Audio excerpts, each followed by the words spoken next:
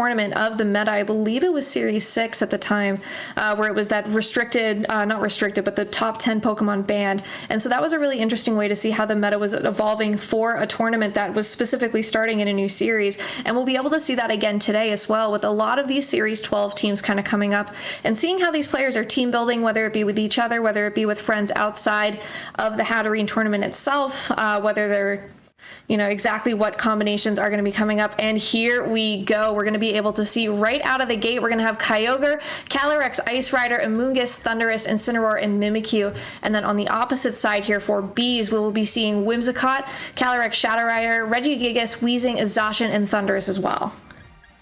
Yeah, and Beast is bringing your slightly standard hyper offense team.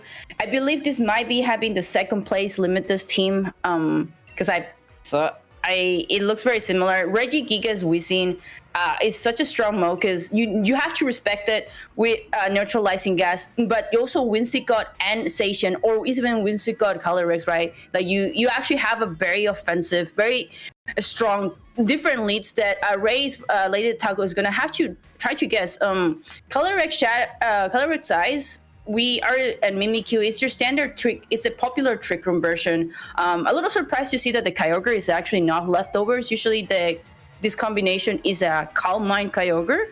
Mm-hmm. And but yeah, Beast doesn't have to worry technically about maybe Trick Room, but I think LadyDelTaco is gonna have to try to pull out the best to just get that Trick Room. I think once that is up, it's just gonna be like super easy for them. Since that's usually the weakness for hyper offense teams. Yeah, and that Trick Room team with that Calm Mind Kyogre really started coming to life in Series 10 a couple of months ago. So interesting to see that it still has that relevance. But we're going to see from Bees, they're going to be leading that Calyrex, Shadow Rider, and that Zacian. So right out of the gate, incredibly strong team, hyper offensive, while you have the Incineroar and the Mimikyu. So really trying to make sure that they can set up some sort of Trick Room and put that Zacian down a little bit with that Intimidate ability against that Intrepid Sword attack boost. This is a very offensive lead from Bees. I think, if Incin gets the wrong, like Incin can easily just fake out Zacian and just get a free T-Rex, unless the Calyrex Shadow actually has maybe imprisoned Trick Room. So that's the only way to stop it. And if not, I will be a little bit worried because yeah, this is a free Trick Room from LadyDelTaco side. Yeah, absolutely. Zacian switches out, though, for that Thundurus to come in, so not even going to worry about taking a fake out here. Just going to be getting that switch with a little bit of damage. Calyrex actually running Imprison here, going to be able to stop this Trick Room from this Mimikyu, so now it's completely sealed, really putting a stop to LadyDelTaco's plans right on this turn 1, and a really nice play, kind of keeping that, but a tough reveal turn 1, because now you have that info revealed for the rest of the game. Yeah, and I mean, there's like Will-O-Wisp for the Tundi, because that probably is a Defiant Tundi. Calyrex is revealing Imprison game 1 right away. It was the best bait, but it's a best of 3. There's like 3 games going, and Beast is just gonna go and Dynamax the Tundi. Hopefully, like the Will-O-Wisp misses, because this is a little bit rough potentially. Yeah, absolutely. I mean, at least that Incineroar is already on the field from LadyDelTaco, so it is not going to be giving an extra boost to that Defiant. However, taking a Will-O-Wisp here is going to be pretty rough, especially just trying to mitigate that damage output. Astral Barrage from the Calyrex, though, going to do some great damage onto this Incineroar, break this Disguise onto the Mimikyu as well. Actually, I say great, but Incineroar is still pretty bulky here. Nice to just get that chip damage off as you go, though, and Mimikyu's Disguise now completely busted, so it could get knocked out this turn if the Thundurus chose to attack it. A maxed Airstream is going to be boosting the speed on Logan's side of the field, so they're not going to have to worry too much about Trick Room now that they can set up their speed, get much faster, and do a pretty good chunk of damage to the Pokemon on LadyDelTaco's side. Mimikyu reveals the Will-O-Wisp, and this is actually pretty important. Logan decided to go with a max Airstream, revealing potentially that the Tundi does not have a dark move, because sometimes the Tundis are AV with it. And then the party shot going into the Calyrex out, and we'll see. I believe Kyogre should be coming in. Yep. Yeah, Kyogre coming in here going to be able to put off a lot of offensive pressure, especially. I know we have that peek behind the screen, so we know that it's not that Choice Scarf, which means that it is not going to be going faster than this Calyrex. Even without that max airstream up, that would be the only time that you would see it outspeed there. Thundurus, though, was pretty rough with that burn because it wasn't able to do as much damage onto that Incineroar slot as it may have wanted to, especially if that Incineroar can come back in and possibly put more damage and more pressure on that Zacian moving forward. Only issue is now you don't want to bring it out while that Thundurus is on the field, and that Thundurus feels pretty content to sit on the field for the next few turns in that Dynamax format, can continue to pick up its speed, can put out some pretty big hits here as well. Mimikyu going to actually switch out for Lady as well, going to be bringing Incineroar back in, is going to proc that Defiant boost there onto that Thundurus if that is the if that is what it's running here. You know, sometimes you've been seeing a little bit different for the Thundurus, but most often you're going to be seeing, like you said, that Defiant boost. So that is going to be sharply raising the attack stat, which makes whatever max move this Thundurus chooses to put out incredibly strong. But Kyogre is going to be matching with a Dynamax of its own here. Yeah, and now, right now, you know, LadyDelTaco couldn't get the Trick Room. Kyogre made the most sense to actually add while the Defiant Monies is still up. I'm not sure how I feel about giving the bust because you could, even though it's burnt, the Defiant, I mean, Tonde is really, really strong in general. Oh, I actually might have missed them. Okay, so Max Lightning coming out, and LadyDelTaco just getting really good information. Whoa, that barely did anything, even with the boost. It shows how like good with the burn from turn 1 was. Yeah, that burn was absolutely huge, even with that Astral Barrage damage that came out from that Calyrex right out of the beginning. Max Hailstorm, though, from this Kyogre into the Thundurus, takes it down to under half of its HP here, also showing it's not doing as much damage as maybe you might have thought in the beginning, but changes the weather to hail, so it's not going to be getting that rain boost that I would really love for some of those Max Geysers until it sets up another Max Geyser on its turn and gets everybody here a little bit of extra chip damage from that hail. Incineroar has at most 1 turn left if this hail stays on the field. It is probably in a range of an Astral Barrage, but looks like Kyogre is just going to be targeting and just eliminating the Tonde, which I think is probably for the best right now. Conserving the Incineroar will be really good because Zacian is still in the threat and back, and we still don't know what the last Pokemon is from Logan's side, and it could, you know, be very important because I don't think they want to lose their Calyrex Calyrex Shadow, given that the other Calyrex in the LadyDelTaco side could create difficulties because it's so bulky in general. Like the horses are just that strong. So even once the Dynamax is over, it's just going to be who can output the most damage. Yeah, Astral Barrage once again from this Calyrex going to be able to knock out that Incineroar and get a boost there to its special attack and hopefully start to steamroll the Pokemon on LadyDelTaco's side with that Grim Neigh. You got to start getting those knockouts though. Incineroar is a massive get to get that knockout. Max Lightning once again from this Thundurus is able to knock this Kyogre out here as well. So now you've lost 2 of the Pokemon on your side if you're LadyDelTaco. You have Mimikyu in the back, which you know, and then you also have your Calyrex Ice Rider, which we personally know. Logan does not know that as of yet. A little bit more hail chip damage, no change to the rain here, a little bit of burn as well, but LadyDelTaco is going to have to be pretty careful if they're going to try and set up something like a Trick Room, because an Astral Barrage here is going to do a ton of damage. So Mimikyu does have a Shadow Sneak. Revealing it probably is something that they probably might have wanted to say for game 2. But Mimikyu should probably just Shadow Sneak and will KO the opposing Calyrex. You can't just let it like sit there, otherwise it's just gonna just kill everything. I wouldn't be too worried about the Tonde from the LadyDelTaco. So as long as if the Calyrex Ice doesn't have Trick Room, which is a little unfortunate, but LadyDelTaco is gonna probably get a double KO between Shadow Sneak and Glacial Lance. Oh. Yeah, really interesting thing here to see Shadow Sneak actually side into that Calyrex, probably to proc a weakness policy here, as we've seen these Calyrex Ice Riders run for an item for a very long time now. Weakness policy going to be boosting both of the attacks. Astral Barrage from the Calyrex on Logan's side is going to be going into both of these Pokemon, do enough damage to knock out that Mimikyu, put that Calyrex down into the bottom 25% of its HP, and do a ton of damage. This Calyrex now is facing down a 2+ special attack boosted Grim Neigh Hatterene from Calyrex over there and taking a wild charge. So a really tough play where you don't go for that Shadow Seek, gets hit with a wild charge there from the Thunderous, and that is going to be the end of game one for LadyDelTaco. I can see where she was going with that possibility of that the side Shadow Sneak there, forgive me, but I really almost would have liked to see it into that Calyrex and try and get a little bit more damage, maybe get a knockout there so you're not taking all of that Astral Barrage damage on that last turn.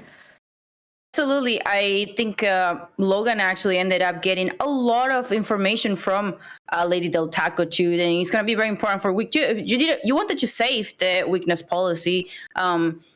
You didn't know potentially like what item the Kali. I'm pretty sure that Kali Shadow is also probably Sash, given the composition potentially.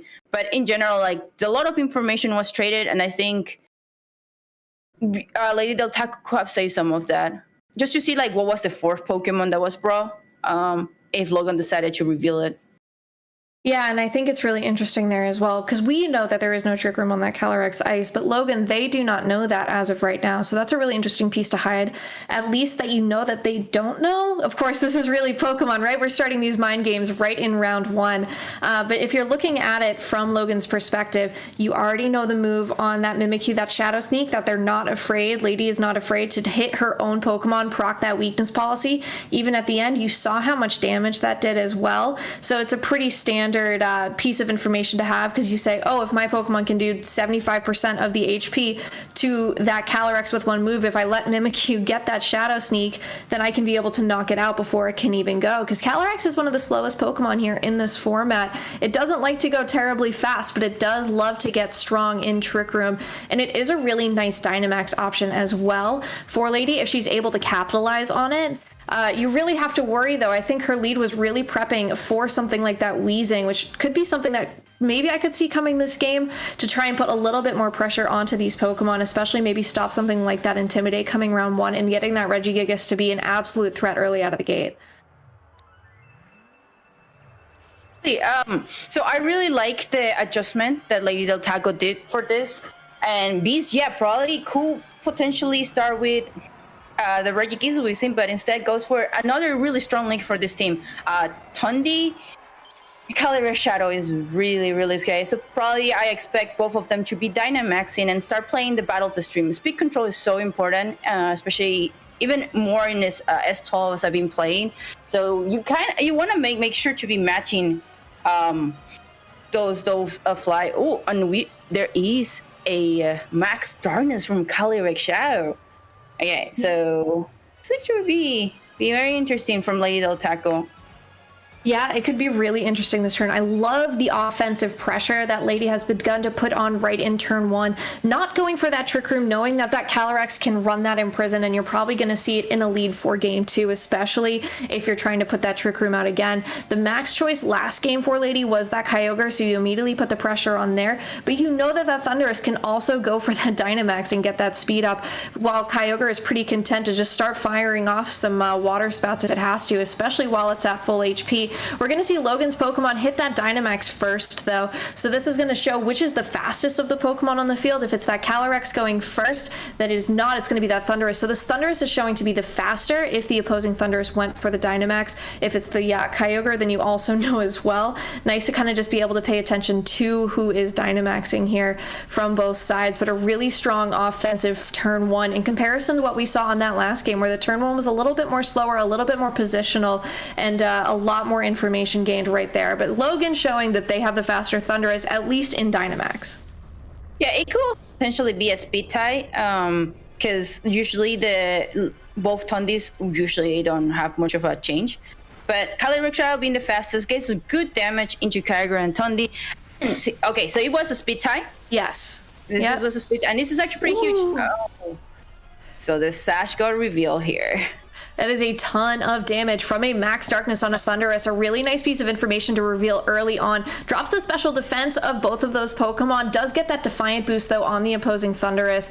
So an Astral Barrage doing a little bit of damage, but that Max Darkness reveal absolutely huge. Max Airstream, though, is going to be really big for Logan because they're going to be able to go first and knock this Kyogre out here with that massive amount of damage. So now that you know it's that speed tie, which is interesting to see around right on this first turn, now Lady has to be careful because if the Pokemon she has in the back are slower, which looking at what we can see here, Incineroar and Amoonguss are not known for being speedy Pokemon, puts you at a bit of a disadvantage kind of moving forward. So this Thundurus is going to have to put in a lot of work for Lady just to kind of keep up with the Pokemon on Logan's side. And it's very unfortunate, actually. This is one of where like you actually want that to be a slower Tundi, because given that Max Darkness, when Max Darkness play, the Defiant proc happened with Thundurus. I believe Max Stream wouldn't have killed Kyogre had it not gone the Defiant boost. So right now you're in a really awkward spot where do you go for the Spore, but there's a high chance that Amoonguss also ends up dying here. Yeah, Amoonguss is going to be taking one for the team here with Rage Powder, going to be directing all of the attacks to itself and getting them away from its partner Thundurus, but not going to matter if there's an Astral Barrage on the field, which gets that Thundurus down to about 50% of its Dynamax HP, while a Max Airstream is enough to knock out this Amoonguss after that Astral Barrage damage, which brought it just under to just over 50% of its HP there, gets a second speed boost. So now this Thundurus has to make sure that it gets gets a knockout here is really what it needs to be able to move forward. Max Airstream keeping it just one stage of speed behind the Pokemon on Logan's side, which is really that Thundurus now, as it's able to knock out that Calyrex with its one single piece of HP left from that Focus Sash. So now Logan has a chance to bring in another Pokemon that can capitalize, and Lady has to bring in that Incineroar as her final Pokemon. And Incineroar, unfortunately, with Intimidate, it's gonna give Logan's Tundi once again another Defiant boost. And yeah, this is a very tough spot for LadyDelTaco. You can fake out the station just to be safe and not get a double damage, but I'm pretty sure the Incineroar potentially will be dying this turn, and it will be a 1v3. Yeah, it'll be, like you said, a one Pokemon versus three, and the Dynamax turns will be ending. Zacian can do a massive amount of damage, even if it doesn't have that boost from its Intrepid Sword. It is an incredibly powerful Pokemon in this format, and it can also move really fast. So even without the speed boost that it wasn't able to capitalize on because it wasn't standing next to its partner Thundurus, it's still going to be able to possibly get maybe at least one this turn, especially if they're just trying to get a bunch of good damage onto that Incineroar, just so it's not dealing with something. If it's carrying something like that Snarl, not something you see too much on Incineroars really nowadays, but you kind of have to prep for that Zacian. And just kind of moving forward. Fake out, though, onto this Zacian here. Gonna be making sure that it's not moving this turn at a bare minimum. While Max Airstream from the Thundurus on Logan's side, it does a ton of damage. It's enough to knock out that Incineroar with that extra Defiant boost from that Intimidate. Gets another speed boost on top of that. So I think this pretty much wraps this up, I think, in Logan's favor. No matter what this goes on with the Thundurus on LadyDelTaco's side, Max Knuckle gonna go into the Zacian here.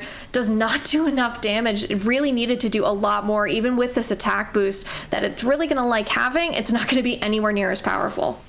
Yeah, Logan just showing like it's a very tough matchup for LadyDelTaco, given that the Logan had so many modes that they had to go really strong. And like I said, the speed control, this one, not knowing that the Calyrex Shadow was Sash, getting a knockout. I understand why they did the turn one that they did, because that would have been amazing, and just very unfortunate given what happened. But hey, it's something that's why this team is so scary. There's so many modes, so many things you can do, and if you in the mode with Calyrex size is mostly like TR and Imprison Calyrex really shut that down game one.